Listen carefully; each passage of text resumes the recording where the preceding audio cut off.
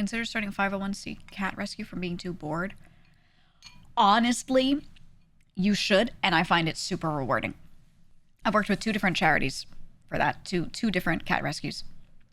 And one of them was really difficult because I was going into, rather than being the cat caretaker, I was the cat grabber, or one of them.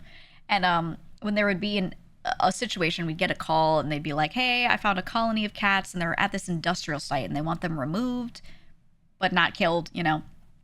Would you take them in? I'd have to go to some random ass big industrial site. A lot of the time it was at like the shipping docks. And I'd just be on site trying to get these cats who are running into every nook and cranny. It's super dirty. They're going to drain pipes and all this kind of stuff. And I'd have to work and I'd have to go back like every day for a while to slowly get them. And so I would do that. And it was like physically grueling sometimes with like where these cats were and you're trying to pull them out of a, you know, like weird location. You're climbing on shit, you know, because they can get everywhere. A lot of cat rescue for me was that. And then later I started just kind of ending up being more so one of the caretakers. And we had a lot of facilities that had a lot of cats stored, like shelters and things. And a lot of them independently run, or someone's house was basically a shelter. And I would go and do their like daily care and give them some time out of the cages. And, you know, we have some kittens that are feral and do not like people. And I'd be like grabbing them and getting scratched up and shit and trying to like be like, you're gonna love people. You're gonna love people as I throttle them, you know. And I'm like, I like get them burritoed and I'm like, take your medicine. I'm putting their deworming meds in their mouth. You love this, you know. Give them a treat, pet their head as they're like, that was like, it was a lot of that. I was often given the really testy ones, you know. So, but outside of that, once they got used to you, it was so rewarding because then you have like a nice, fun little kitten who wants to sleep on your face, and it's like, oh, I like people, and you just have to find a nice home for it. But you're so bonded to these animals because you took them from like angry street runt to this, so you get really picky with the adoptions and everything. That's also like a grueling process, trying to find people that you trust to take them. But I did a lot of that stuff too. We would literally, one of the ones that we would adopt out of, we would go to people's houses. Part of our process was you have to let one of our reps into your house, into the place where you are going to keep the cat so they can inspect. And we're not going to rifle through people's stuff completely, but we need to make sure that it's, you know, okay for them. They don't live in a hoarder situation because, well, unfortunately, a lot of people that were hoarders would be like, oh, cat needs a home, I'll take it. And then they throw it in a pile of like 80 other cats, you know? So we just have to check to make sure that like they also made the money they said they made, because there was like a threshold of you need to be able to medically take care of this cat, you know? So we have to confirm, do they actually live where they say they do, and that kind of stuff. But yeah, it was a lot of going into people's houses and being like, well, you can't have this cat here because you got tons of open pipes going straight through the floor and there are no caps on them and there are giant gaps into your walls everywhere. You can't put a kitten in here. You know, like a lot of that stuff, etc. But it's rewarding work regardless. I think it's good. It's needed. Remember some episodes of Hoarders having surprise cat remains found? Yes. Yes. A lot of hoarders have issues with pet hoarding as well. And I don't know why it's so comorbid. I don't know what's going on psychologically that makes those things go together. But yeah, people that have normal item hoarding situations often do keep a lot of pets. And the neglect carries over between the two. And it's pretty bad. It's pretty bad. So yeah, a lot of the times when we would get a bunch of cats all at once, it would be from a hoarder, and it'd be some person either passed or they're being put in a home or there's finally an intervention or whatever, and they would have like 8 cats in there. And the cats would be like matted and gross when there's no reason for them to be. It's purely their environment. They're like a healthy, normal cat, you know?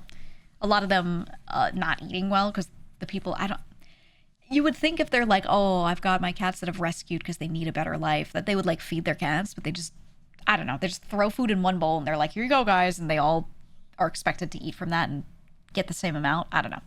Weird. But like, I would just pick up some of these cats and they'd be so nice. A lot of them too.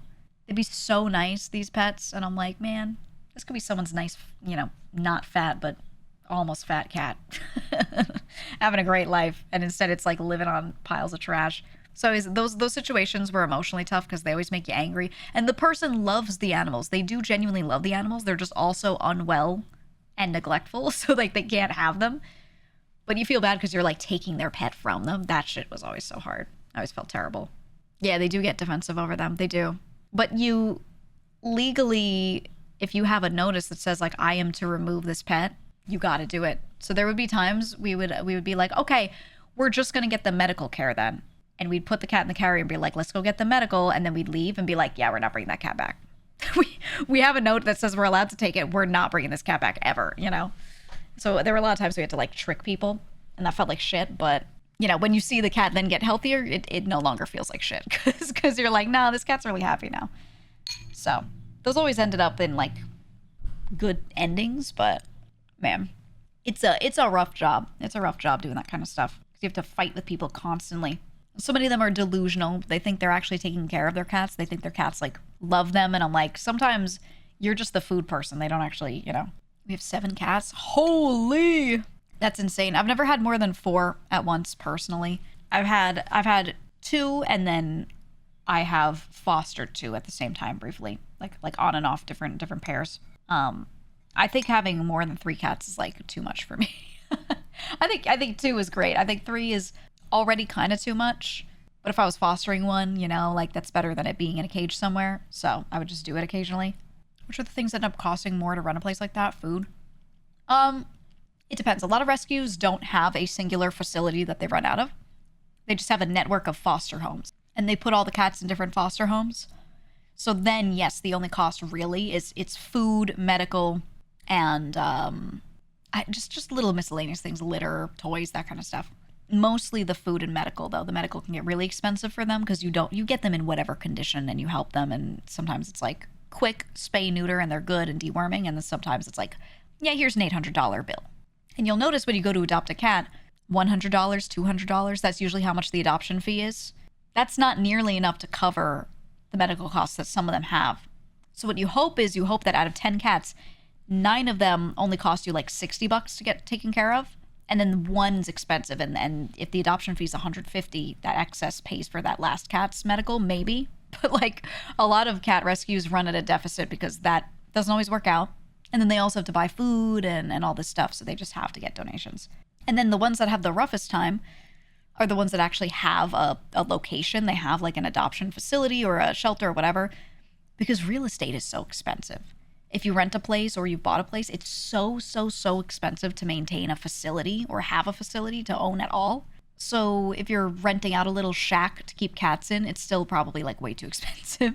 So that's always the problem with rescues, is like the location is impossible. So that's why a lot of them nowadays are just, there's shelters that towns run still, but those are usually subsidized by the town.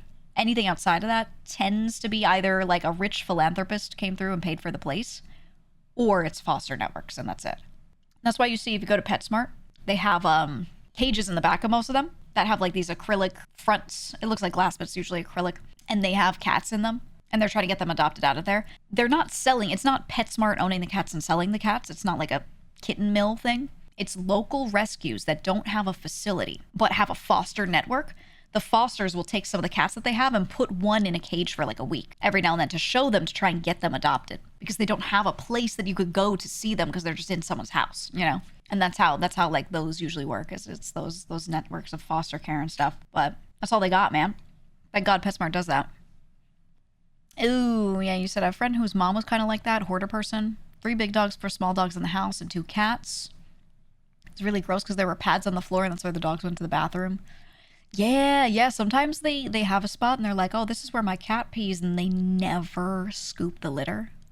Like, dude, the hoarder situations are crazy. They're like so sad. Adopted all my cats through PetSmart. It's a good way to do it, honestly. It's a really good way to do it because you get to see them out the gate.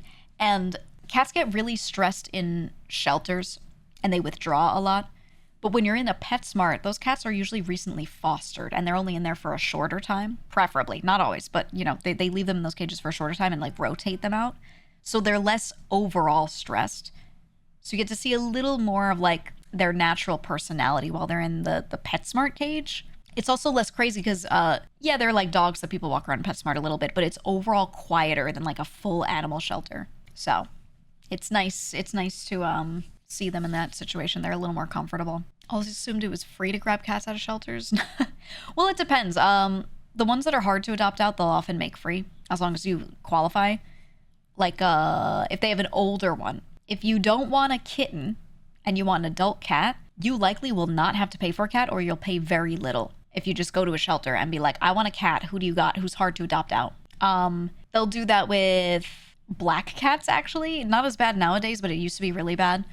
People just do not adopt black cats as much as they adopt any other fur type or pattern, because they go to the shelter and they see 10 cats lined up, and there's like a few cute tabbies, you know, like all these little patterns, beautiful eyes, beautiful coloration, and then there's one that's just all black, and people just don't go for them.